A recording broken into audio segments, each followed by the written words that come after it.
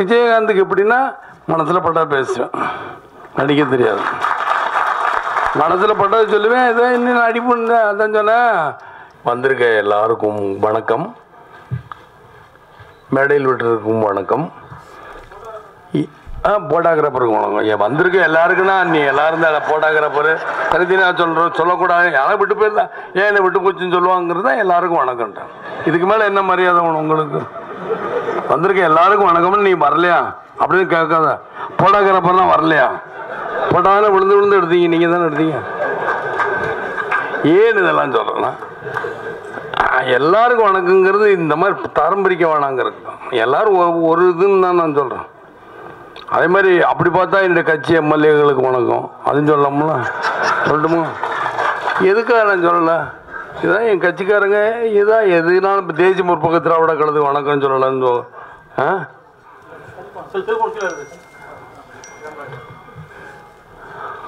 செல்பனை இறக்குப்பாம்பாங்க,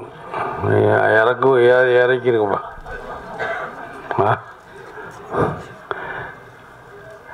இந்த படம் இந்த முதல்ல இந்த படத்தை பற்றி நான் சொல்லிடுறேன், அப்புறம் நம்ம ஏதாவது மாதிரி வச்சுக்கிறோம்.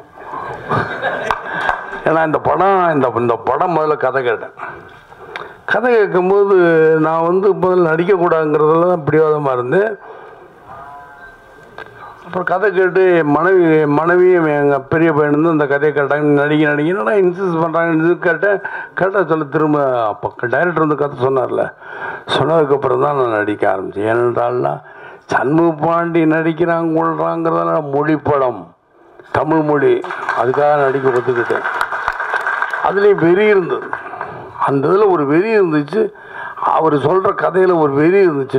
இயக்குனர் சொல்லும்போது நல்ல வெறி இருக்கே, நான் சொல்கிறேன், நான் நடிக்கிறேன் அப்படின்ட்டு. முதல்ல 4 மணி நேரம் யோசனை பண்ணேன், நடிக்கிறேன். அப்போ என் மனைவியும் என் பெரிய பையன் விஜயபிரபர் கேட்டேன், எப்படி இருக்கு டேடி கதைன்னாங்க. அப்பா அம்மா நான் இப்போ டேடின்னு உங்களுக்கு ஷார்ட்டாக சொல்கிறேன், இதுக்கு என்னடா அப்படின்றாதீங்க, ஏன்னா நீங்கள் எல்லாம் அப்படி பேசக்கூடியவங்க தான். அதுக்காக விஜயகாந்த் அவ்வளோன்னு சொல்கிறேன். ஏன்னா என்னப்பா எப்படிப்பா இருக்குன்னு கேட்டான். நல்லா தான் இருக்குது ஏண்டா, நான் தேர்தல் மக்களுக்காக மக்கள் பணி இப்படின்னு போய்கிட்டு இருக்கேன்னு நீங்கள் பண்ணுறீங்க அப்படின்ட்டான் பெரிய. அப்போ சரி, நான் என்ன இப்போ வீட்டில் இருக்கவங்க சொல்கிறேன் மொழி படம் நான் இப்படி நீங்கள் தானே பண்ணணுங்கிறாருன்னா, அப்புறம் இயக்குனர் சொன்ன நான் பண்ணணுமா? ஆமாம் நீங்கள் தான் பண்ணணும். ஏன்ப்பா தமிழ்நாடு நடிக்கிறே இல்லையா? இல்லை நீங்கள் தான் பண்ணுறீங்கன்றார் டைரக்டரும். சரி நான் பண்ணுறேன் பண்ணுறேன்னதுக்கப்புறம் இது வரைக்கும் உங்கள் யாருக்குமே தெரியாது போட்டோகிராஃபர் வேணுமா. இது வரைக்கும் யாருக்கா தெரியுமா இந்த மாதிரி ஒரு பேர் இருக்கும்னு? தமிழில் என்று சொல் அப்படின்னு யாருக்கா தெரியுமா? அப்புறம் ஏன் இதெல்லாம் சொல்லலாம், வெளியே சொல்லாமல் இருந்தாலும் புது தயாரிப்பாளருக்கு இப்படி கால்ஷீட் கொடுத்தாரு அப்படின்னா. இப்போ தயாரிப்பாளரும் சரி, குழஞ்சிக்குமார் எல்லாருமே இந்த படத்தில் உங்களை பொறுத்த மட்டும் புதுசாக, என்னை பொறுத்த மட்டும் எல்லாம் அறிந்தவர்கள் தெரிந்தவர்கள். 30 வருஷம் சினிமாவில், 35 வருஷமாக நான் சினிமாவில் இருக்கேன். அதனால் எனக்கு எல்லாமே தெரியும். சின்ன வயசுலேருந்து எல்லாரையும் பார்த்துக்கிட்டு தான் இருக்கேன். எல்லாருமே எனக்கு தெரியும் என்பதை தெரிவித்துக்கொண்டு விடைபெரிய நன்றி வணக்கம் மக்களே, நன்றி வணக்கம். இந்த நண்பர் கோபால்ஜி ரொம்ப சொன்னார், இப்போ தான் பேசிக்கிட்டேன், மறந்துட்டேன் பார்த்தீங்களா. அதான் இப்போ இடையிலே வருங்க, நீங்கள் போட்டோகிராஃபர் இப்போ கோபால்ஜி நான் மறந்துட்டேன்ல, என்ன போட்டோகிராஃபர் தான் இப்போ கோபால்ஜி நான் சொல்லணும்ல. சரி ஏதோ ஒன்று இருக்கட்டுமே மணி, ஏதாவது ஒன்று இருக்கட்டும். நீ தான் எழுதுனே இல்லை போன வாரம் தான் உங்கள் பத்திரிக்கையை பற்றி எனக்கு கேஸ்புக் ஏற்கனவே எழுதி குமுதம் தானே நீ. ஏன்னா நீங்கள் தயவுசெய்து நீ எல்லாருக்கும் தெரிஞ்சவங்க தான். பத்திரிக்கையில் இருக்கிறவங்க பழைய ஆளுகள்லாம் எனக்கு தெரியும், புது ஆளுங்க. ஏன்னா பத்திரிகை என்பது பழசு. இப்போ தினமலராக இருக்கட்டும், குமுதமாக இருக்கட்டும், குமுத ரிப்போர்ட்டாக இருக்கட்டும், ஜூனியர் ரோடாக இருக்கட்டும், ஆனந்தபடியாக எல்லாம் பழசு. அதில் வேலை பார்க்குறவங்க புதுசாக இருக்கலாம். அது பேர் தினத்தந்தியாக இருக்கட்டும், தினமணியாக இருக்கட்டும், எந்த பத்திரிகையாக இருந்தால் தினப்பத்திரிகை, வார பத்திரிகை, அந்த 15 நாளைக்கு போவேன்னா 15 நாளைக்கு ஒரு எந்த பத்திரிக்கையாக தான் நான் பார்த்துக்கிட்டு இருக்கேன். நீங்கள் சேர்றாள் தான் புதுசாக இருக்கீங்க. அதுக்கு நான் என்ன செய்ய முடியும்? அதனால தான் மணிங்கிறேன். பழைய ஆளுகளை கூட நான் பேரை சொல்லி கூப்பிடுவேன். யார் தவறாக எடுத்துக்கொள்ள வேண்டாம் என்று உங்களிடம் வந்து விடைபெரிய நன்றி வணக்கம். அதே மாதிரி ஏன் அவர்கிட்ட சொல்கிறேன்னா, நான் எனக்கு உரிமை இருக்குங்கிறதுக்காக சொல்ல வரேன். அதனால தான் நான் திட்டேன். எல்லாரையும் நான் சத்தமான எனக்கு உரிமை இருக்குது, நீங்கள் தப்பாக எழுதும் போது சரி அப்போ கொஞ்ச நாளைக்கு சைலண்டாக இருக்கும். ஏன்னா உரிமை இருக்குல்ல, எதுக்குமே உரிமை இருக்குது. விஜயகாந்துக்கு எப்படின்னா மனசில் பட்டா பேசுவேன், நடிக்க தெரியாது. மனசில் பட்டதை சொல்லுவேன், இதை இன்னும் அடிப்புன்னு அதான் சொன்னேன். என்கிட்ட நான் எல்லோரும் இறங்கி எடுத்துக்கிட்டு இருந்தேன். அன்றைக்கி சன் டிவி யாரோ எடுத்து அதை பேட்டினா எடுத்த மூளை போடுங்க, அதுக்கப்புறம் பேட்டி தரேன்.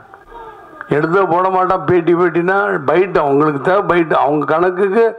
சன் டிவி ஏதோ ஒரு டிவியோ அப்படி முன்னாடி நான் சொன்னேன், ஒவ்வொருத்தடையும் மைக்கு நிடும்போது நான் சொல்லுவேன், மைக்கு நிட்டீங்களா சார், எங்கள் லோகோ தெரிஞ்சால் என்ன லோகானாலும் அந்த டிவி பெருசாக ஓடிடுமா, ஒன்றுமோடா நீங்கள் கீழே இருக்குங்க, மேலே மூஞ்சி தெரிஞ்சாருன்னா அவன் பார்ப்பான். மூஞ்சியே தெரியாமல் உங்கள் மைக்கை மாத்திரம் நிட்டிக்கிறோம் சார், பேசுங்க எங்கேருந்து மூஞ்சி தெரிஞ்சால் தானே அவன் பார்ப்பான். அதனால் பேசுங்க நான் பேசுகிறேன் சத்தமாக தான், இவங்களுக்காக தான் சத்தமாக பேசுகிறேன் என்பதை தெரிவித்துக்கொண்டு இந்த படம் மிகப்பெரிய வெற்றியடையும். ஏனென்றால் எல்லாரும் எழுப்பி விஜயகாந்த் கத்தியை வச்சுக்கிட்டு இருக்காரு, என்னமோ சொல்ல போகிறேன். நிச்சயமாக இந்த படம் மாறுபட்ட படமாக இருக்கும் என்பதை அடித்து சொல்கிறேன். நிச்சயமாக இந்த படம் மிக எழுச்சியான படம், தமிழ் மொழிக்காக நான் செய்கிற படம். தமிழ் மொழிங்கிறது எல்லாரும் சொல்லலாம், யாரோ பேசலாம். நான் தமிழன்னு சொல்லுங்கிற எனக்கு தான் புரிஞ்சிருக்கு. கள்ளழகர் இப்போ கூட பார்த்தீங்க, கள்ளழகு நான் தான். அதே மாதிரி தான் மீனாட்சி திருவிழாவில் எந்தெந்த ஊர் அந்தந்த ஊருக்கு சொந்தக்காரன், நான் தமிழுக்கு நான் தான் சொந்தக்காரன். இன்றைக்கி தமிழன் என்று சொல்லணும் எனக்கு கிடச்சி ரொம்ப நன்றி, வணக்கம். அதை இயக்குனருக்கும் தயாரிப்பாளருக்கும் என் நன்றிகள் தான் வணக்கம் தெரிவித்துக் கொண்டு விடைபெறுகிறேன். நன்றி, வணக்கம் மக்களே, நன்றி, வணக்கம். பார்த்தீங்களா, ஆதியை சொல்லலாம் ஹிப்பாப்பா தமிழா. ஏன்னு அவருக்கு பேச தெரியாதுன்னு சொன்னேன், பேசினார், நல்லா பேசினார். எனக்கு பேச தெரியாது, கலக்கிட்டீங்க. ஜீவா யாரான்னு என் பையன்கிட்ட கேட்டேன். ஜீவா காலேஜில் பண்ணிட்டுப்பா அப்படின்னு. நீங்கள் நடிகர்னு நினச்சிடாதீங்க, ஜீவா யாருன்னு கேட்டேன். நடிகராப்பா, காலேஜ் அந்த மாதிரி தான் நான் கேட்டேன். யாருப்பா ஜீவான்னு சொல்கிறாரு, ஹிப்ஹாப் தமிழ் நான் பார்க்கல. நீங்கள் பயப்படாதீங்க, நிச்சயமாக சும்மா நீங்கள் நல்லா ஃபோனில் பேசிக்கோங்க. என்கிட்ட கூட பேசணுங்கிறதுல, ஏன்னா இங்கே அரசியல் பேச வேணான்னு பார்க்குறேன்ட்ட பேசியிருப்பேன். ஏன்னா அரசியல் பேசுனா வேறு மாதிரி போயிடும். இந்த கரு எதுக்காக தயவுசெய்து யார் ஐயோ தயவுசெய்து அந்த படத்தை பின்னாடி நீங்கள் என்ன எதுக்காக நிற்கிறீங்க? கோபால்ஜியோட வந்திருக்கீங்களா? சாரி சார், அந்த படம் தெரியட்டுங்கிறக்கா நிற்கிறது, அப்போ எடுத்துக்கிறாங்க. ஏன் இதெல்லாம் சொல்கிறேன்னா,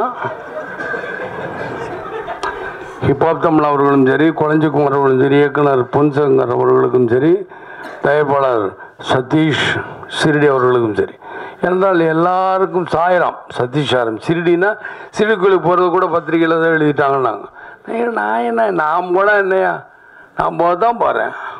நான் ஒரு கல்யாணத்துக்கு போகிறேன், 22ஆந்தேதி எல்லாரையும் கூப்பிட்டு தான் போகிறேன். யார் வராங்கன்னு சொல்லி கொஞ்சம் சின்ன திருத்தம், எம்எல்ஏ படம் எல்லோரும் தான் வரோம். 150 பேரும் போக போகிறோம். அப்போ என்ன பண்ண போகிறீங்க பார்ப்போம், அன்னைக்கு பார்ப்போமே.